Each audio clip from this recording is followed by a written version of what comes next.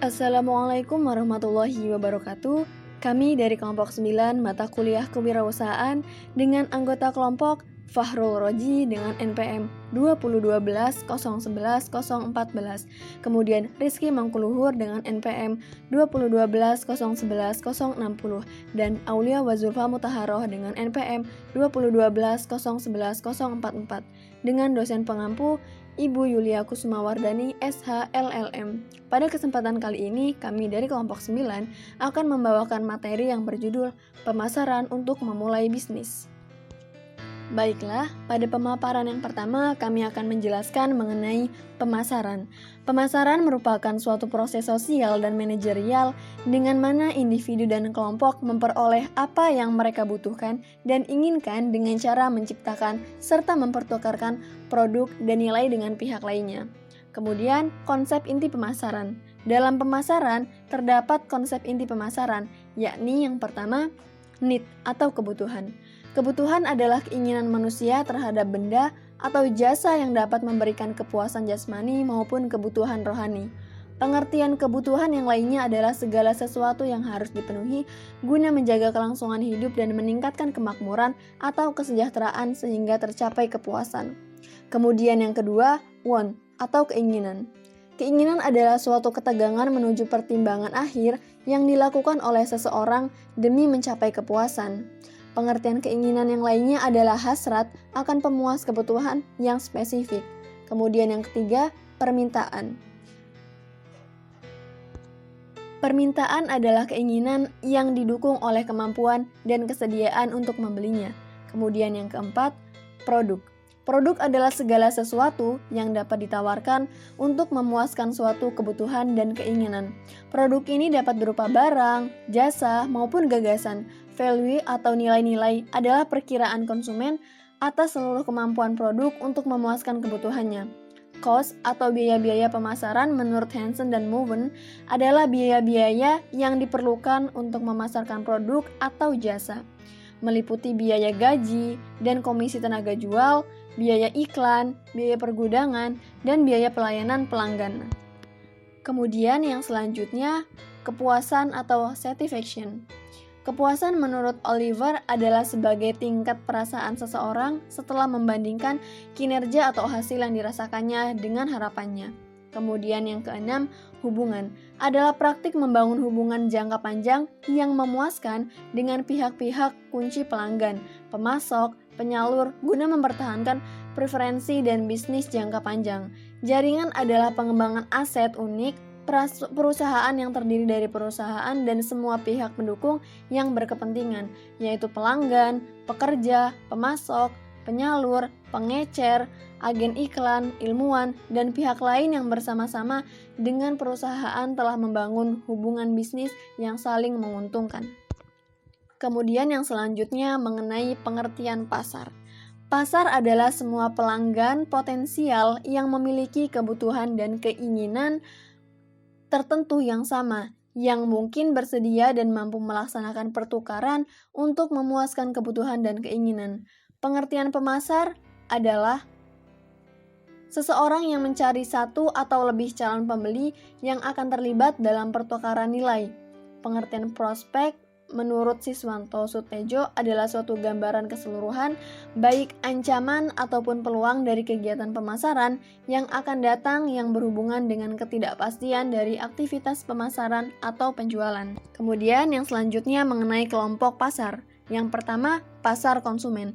Pasar di mana individu dan rumah tangga dapat membeli atau memperoleh barang dan jasa untuk dikonsumsi sendiri. Pasar industrial, pasar di mana pihak-pihak perusahaan yang membeli barang dan jasa menggunakannya kembali untuk menghasilkan barang dan jasa atau disewakan kepada pihak lain untuk mengambil untung. Kemudian yang kedua, pasar reseller. Suatu pasar yang terdiri dari individu dan organisasi yang melakukan penjualan kembali barang dan jasa untuk mendapatkan keuntungan. Kemudian yang terakhir, pasar pemerintah, di mana pasar ini terdiri dari unit-unit pemerintah yang membeli atau menyewa barang dan jasa untuk melakukan fungsi utama pemerintah, baik pusat maupun daerah. Assalamualaikum warahmatullahi wabarakatuh. Perkenalkan, nama saya Farul Roji, NPM 201201110114. Saya akan melanjutkan. Perencanaan pemasaran harus mempunyai 4 tujuan. 1. Harus menentukan kebutuhan dan keinginan pelanggan melalui riset pasar. 2. Harus menentukan atau menetapkan pasar sasaran yang akan dilayani. 3. Harus menganalisis keunggulan bersaing perusahaan dan membangun strategi pemasaran. 4. Harus membantu menciptakan bauran pemasaran sesuai dengan kebutuhan dan keinginan pelanggan. Filosofi manajemen pemasaran. Ada 4 filosofi dalam manajemen pemasaran, yakni 1. Orientasi produksi atau Field of Dream Orientation. Suatu filosofi yang berfokus pada kemampuan internal perusahaan yang melebihi dari keinginan dan kebutuhan pasar. Orientasi produksi maksudnya di mana manajemen menilai sumber dayanya dan bertanya, hal terbaik apa yang dapat kita lakukan, apa yang dapat didesain oleh para insinyur kita, dan apa yang mudah diproduksi dengan peralatan yang kita miliki. 2. Orientasi penjualan.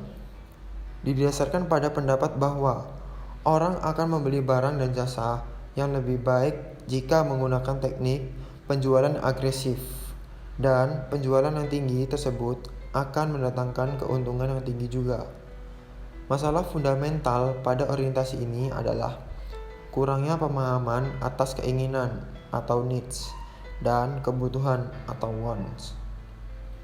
3. Orientasi pasar. Orientasi ini tidak bisa memisahkan diri dari konsep pemasaran. Alasannya karena keberadaan sosial dan ekonomi bagi suatu organisasi adalah memuaskan kebutuhan konsumen dan keinginan tersebut sesuai dengan sasaran perusahaan. Orientasi ini mempunyai filosofi yang menganggap bahwa suatu penjualan tidak tergantung pada sebuah penjualan agresif, tetapi lebih pada keputusan konsumen untuk membeli produk. 4. Orientasi sosial. Suatu organisasi ada dan tidak hanya untuk memuaskan kebutuhan dan keinginan konsumen saja, serta memenuhi tujuan organisasi, tetapi juga untuk melindungi atau untuk mempertinggi kepentingan yang terbaik atas individu dan masyarakatnya dalam jangka panjang.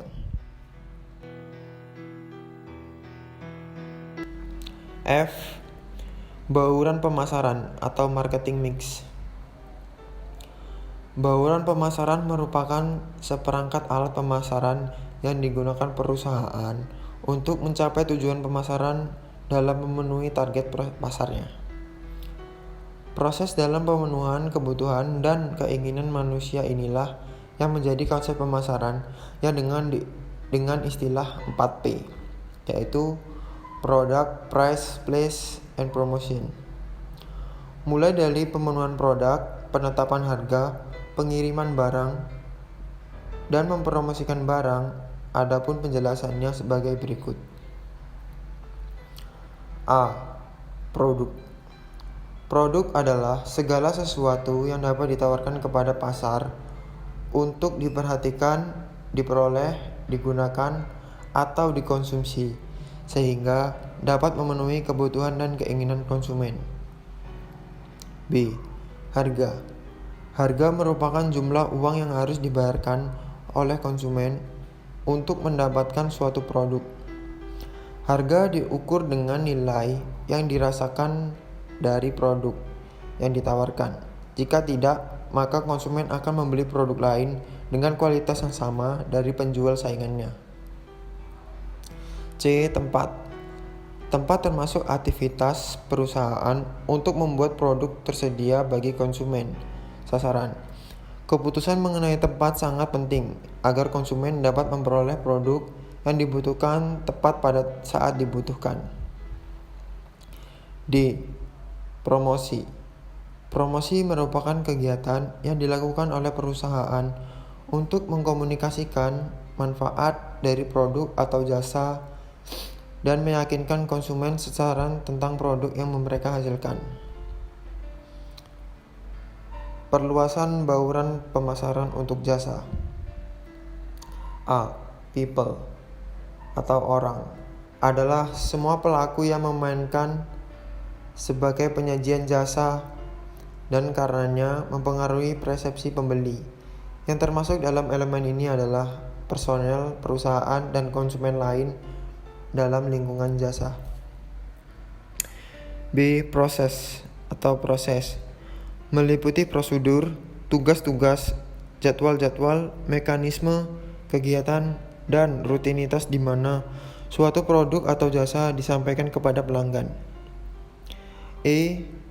Physical evidence atau bukti fisik merupakan lingkungan fisik di mana jasa disampaikan perusahaan, jasa dan konsumennya berinteraksi dan setiap komponen yang berwujud memfasilitasi penampilan atau komunikasi jasa tersebut. Baiklah, materi selanjutnya akan dibacakan oleh saya, Rizky Mangkulhur, NPM 2012011060. G. Strategi pemasaran.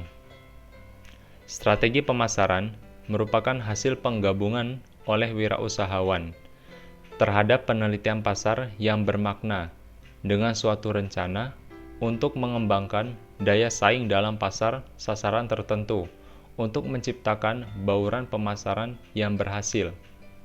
Kegiatan menyeleksi dan penjelasan satu atau beberapa target pasar dan mengembangkan serta memelihara bauran pemasaran atau yang disingkat 4P yang akan menghasilkan kepuasan bersama dengan pasar yang dituju.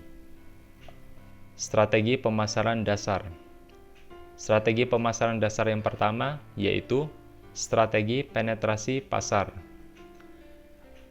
Strategi penetrasi pasar itu usaha meningkatkan penjualan produk dan pasar yang ada melalui peningkatan usaha penjualan dan periklanan. Yang kedua, ada strategi pengembangan pasar. Strategi pengembangan pasar yaitu usaha meningkatkan penjualan produk dengan memperkenalkan produk dan jasa yang ada sekarang kepada pasar yang baru. Strategi pengembangan produk. Strategi pengembangan produk yang pertama yaitu usaha meningkatkan penjualan dengan jalan menambahkan barang dan jasa baru pada pasar yang sekarang. Yang kedua, ada strategi segmentasi pasar, membagi pasar massal menjadi segmen-segmen yang kecil, homogen, dan kemudian menyerang satu atau lebih pasar sasaran itu dengan menerapkan strategi pemasaran. Selanjutnya yang H, yaitu dasar-dasar dalam segmentasi pasar. Dasar-dasar segmentasi pasar pada pasar konsumen variabel geografi diantaranya yaitu wilayah, ukuran daerah, ukuran kota, dan kepadatan iklim. Selanjutnya ada variabel demografi yang terdiri diantaranya umur, keluarga, siklus hidup, pendapatan, pendidikan, dan lain-lain. Selanjutnya ada variabel psikologis yang terdiri diantaranya kelas sosial, gaya hidup, dan kepribadian. Selanjutnya ada variabel perilaku pembeli. Di antaranya, manfaat yang dicari, status pemakai, tingkat pemakaian, status kesetiaan, dan sikap pada produk. Selanjutnya yaitu dasar-dasar segmentasi pada pasar industri. Yang pertama, tahap pertama, menetapkan segmentasi makro, yaitu pasar pemakai akhir, lokasi geografis, dan banyaknya langganan. Yang kedua, atau tahap kedua, yaitu sikap terhadap penjual, ciri-ciri kepribadian, kualitas, produk, dan pelanggan. Selanjutnya, syarat segmentasi pasar. Yang pertama yaitu dapat diukur, yang kedua dapat dicapai cukup besar atau cukup menguntungkan, yang ketiga dapat dibedakan ataupun dapat dilaksanakan.